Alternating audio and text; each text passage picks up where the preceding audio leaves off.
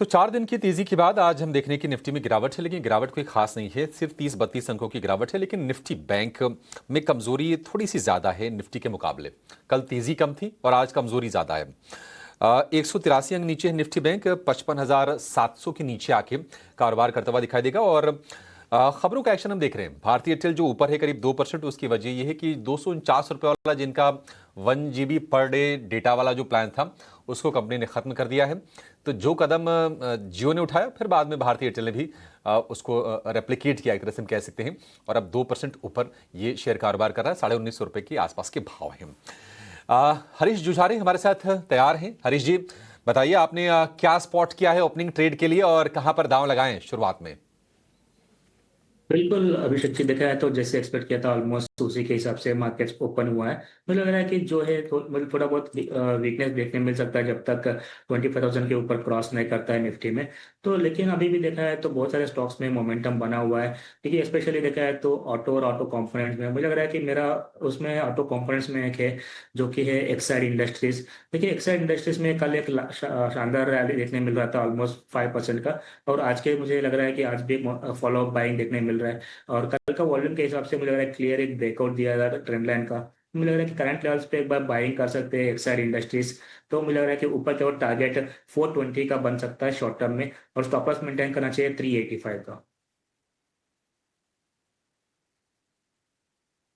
इसका टारगेट 385 का stop loss, यानी कि 15 रुपये नीचे का 10 रुपये नीचे का जो है स्टॉप लॉस है, और करीब 25 रुपये ऊपर के टारगेट है एक्साइड इंडस्ट्रीज के लिए। इटर्नल में हम तेजी देख रहे हैं। इटर्नल परसों तो हमने सुस्ती देखी, परसों शेयर ये कमजोर था करीब करीब 1%, लेकिन कल भी हमने इसमें बाइंग आते हुए देखी। और आज फिर से हम शेयर को देख रहे हैं कि ये है निफ्टी का टॉप गेनर। 330 रुपए के आसपास के भाव इसके हो गए हैं। 326 52 वीक हाई पर आपको दिखेगा इटर्नल का शेयर। और ये सिर्फ 52 वीक हाई नहीं है, बल्कि ये रिकॉर्ड हाईज भी है इटर्नल का। तो जहां पर ग्रोथ है बाजार उसको तवज्जो देता है। अगर आप वैसे देखेंगे तो ये वैल्यूएशन के लिहाज से निफ्टी का सबसे महंगा स्टॉक भी है। लेकिन नंबर्स धीरे धीरे इंप्रूव हो रहे हैं, और उसके चलते हम देख रहे हैं कि कन्विक्शन भी लौट रहा है इटर्नल में। इटर्नल निफ्टी की तमाम कंपनी सब तो बड़ी हो गई है। 3 लाख करोड़ रुपए से ऊपर का इसका मार्केट कैप हो गया है। जी हाँ, 2,96,000 करोड़ रुपए इसका मार्केट कैप है इटर्नल का। इटर्नल रिकॉर्ड हाइस पर हरीश जी, यहां से आप कितनी अपसाइड देख रहे हैं?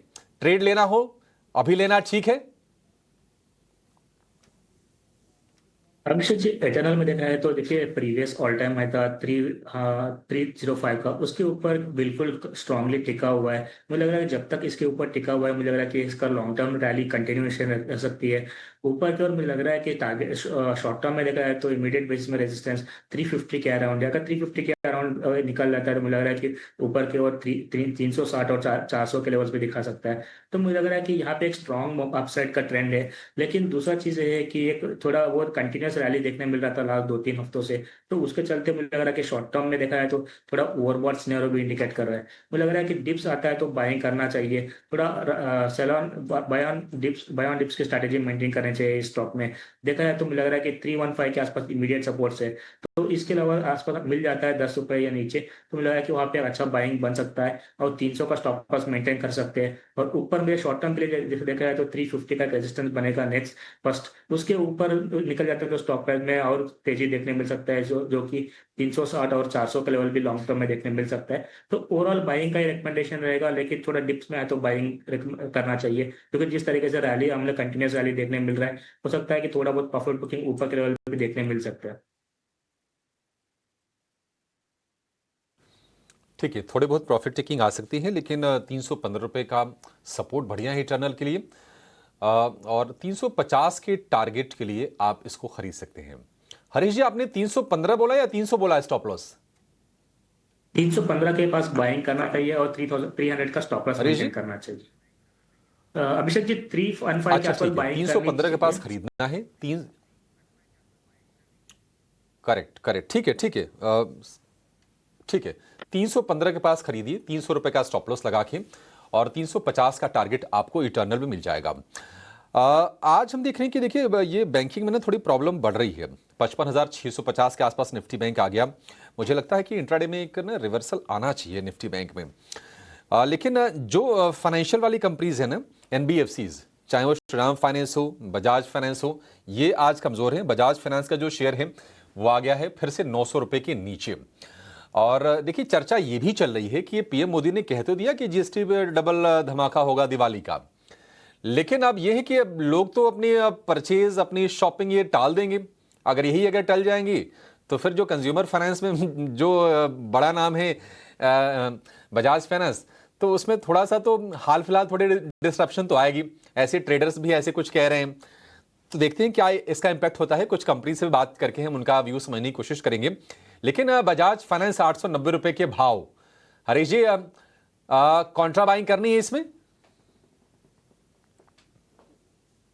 अभिषेक, जहां तक देखा है तो बजाज फाइनेंस में देखिए 900 पर 925 के अराउंड एक रेसिस्टेंस जोन बना हुआ है। उसके ऊपर निकलने के लिए 2-3 बार कोशिश किया था, लेकिन शायद वो विफल रहा। मुझे लग रहा है कि इसके ऊपर ही मुझे बाइंग करना चाहिए, थोड़ा वेट करना चाहिए डिप्स के लिए। जब भी तक मुझे लग रहा है कि 875 के अराउंड सपोर्ट जोन से बजाज फाइनेंस में, तो उस लेवल पे आता है तो मुझे लग रहा है कि वहां पे बाइंग करना चाहिए। फिलहाल के लिए थोड़ा अवॉइड करना चाहिए बजाज फाइनेंस को। यहाँ पे हरीश के इंपॉर्टेंट व्यूज़ आ रहे हैं। बजाज फाइनेंस देखे तो यहाँ पे गिरावट ज़रूर देखने मिल रही है, लेकिन हमारे खास सेगमेंट है। सबसे पहले ओपनिंग के खिलाड़ी पे फोकस करते हैं और ओपनिंग के खिलाड़ी है हमारा HAL डिफेंस के। बहुत बड़ी न्यूज़ फ्लो आई है स्टॉक में, जो है इस बाजार में भी अच्छी मोमेंटम देखने मिली है। स्टॉक लगभग 2.5% ऊपर है। और तेजस एयरक्राफ्ट का एक बड़ा ऑर्डर 62,000 करोड़ का जो है डील अप्रूव हो गया है, जो इंडियन एयरफोर्स को जाएगा। इंडिजिनस प्रोडक्ट्स पे जो है ज़्यादा फोकस रहेगा। ओपनिंग की फिसड्डी की बात करें तो ये आता है नज़ारा टेक। ऑनलाइन गेमिंग बिल आज लोकसभा में पास होने वाली है। कंपनी में गिरावट दिखने मिल रहा है, गिरावट ज़्यादा है 6% का। और याद रखिए, कंपनी मार्केट खुलने के पहले एक बड़ी क्लैरिफिकेशन भी दिया कि उनके जो इन्वेस्टमेंट्स है पोकरबाजी में वो इम्पैक्ट नहीं आएगा, क्योंकि उनका 46% स्टेक जो है कंसोलिडेटेड नंबर्स में नहीं दिखते हैं। लेकिन नेट एक चीज़ बता दे कि भले ही अकाउंटिंग में जो है जगलरी देखने मिल सकती है, लेकिन बाजार फंडामेंटल्स देखता है। और ये बड़ा इम्पैक्ट जो है नज़ारा टेक को दिखने मिला और ये स्क्रीन पे भी आ रहा है। तो ये हमारा ओपनिंग का फिसड्डी है नज़ारा टेक। तो इन दोनों स्टॉक्स पे जो हमारी नज़र ज़रूर रहेगी। और ओवरऑल हरीश, आपसे ही एक पूछना चाहूँगा, नज़ारा टेक का चार्ट लेवल्स की बात करें तो थोड़ी सी वीकनेस ज़रूर देखने मिली है। वही डेल्टा कॉप कल 11% से ज़्यादा का उछाल आया था। उस स्टॉक को भी एक बार स्क्रीन पे लाते हैं। ये सारे गेमिंग स्टॉक्स है जिसमें हमारी नज़र है। और डेल्टा कॉप देखें तो उतना ज़्यादा इम्पैक्ट नहीं आया, कल 11% ऊपर था और गैप डाउन ओपनिंग था, पर एक रिकवरी मार रहा है डेल्टा कॉप। देखिए बहुत बीटन डाउन स्टॉक है डेल्टा कॉप, और कुछ खास इनका मिनिमल एक्सपोजर या ज़ीरो एक्सपोजर है ऑनलाइन गेमिंग में। 3-4 मूविंग फैक्टर्स भी हैं, जिस तरह GST एडजस्टमेंट्स किए अपने बिलिंग में इन्होंने, रियल्टी सेगमेंट में भी गए हैं, तो कोई ज़्यादा एक्सपोजर नहीं है। और यहाँ आपको सुबह ही बता दिए थे। देखिए एक रिकवरी भी आ रही है डेल्टा कॉप की तरफ से पोजिशनली। हरीश, आपको क्या लगता है, डेल्टा कॉप यहाँ और भी अपमूव आ सकता है या सिर्फ एक डेड कैट बाउंस था ये? शरद जी, अगर देखा है तो डेल्टा कॉप देखिए लगातार एक अंडर परफॉर्मर रह चुका है स्टॉक प्राइस। तो जितना भी मुझे लग रहा है कि जो भी न्यूज़ फ्लो पे थोड़ा बहुत बाउंस देखने मिलता है, लेकिन कंटिन्यूअस अप ट्रेंड देखने कहीं ना कहीं मिस हो रहा है। तो मुझे लग रहा है कि अभी भी 95-96 के अराउंड रेजिस्टेंस जोन बना हुआ है डेल्टा कॉप। तो मुझे लग रहा है शॉर्ट टर्म में भी मुझे लग रहा है कि इतना ज़्यादा तेजी नहीं लग रहा है। जो भी है मुझे लग रहा है कि डेड कैट बाउंस ही नजर आ रहा है। जो भी है रिकवरी देखने मिल सकता है। मुझे लग नहीं रहा है कि एक बड़ा सा रैली कुछ बन सकती है इसमें। तो इसको अवॉइड करना चाहिए फिलहाल के लिए। जो भी है मुझे लग रहा है कि डिप्स में से बाइंग देखने मिल रहा है, लेकिन जो भी है मुझे लग रहा है कि ऊपर की ओर इसका जो रैली फिजल आउट हो सकता है जल्दी ही। तो इसको अवॉइड करना चाहिए। और दूसरे बहुत सारे स्टॉक्स है जहाँ पे एंट्री के मौके मिल सकते हैं, क्योंकि डेल्टा कॉर्प ऐसा स्टॉक है जो कि लगातार अंडर परफॉर्म करता हुआ नजर आ रहा है। और मुझे लग नहीं रहा है कि क्लियरली कोई ट्रेंड रिवर्सल अभी तक फिलहाल देखने मिलेगा इस स्टॉक में।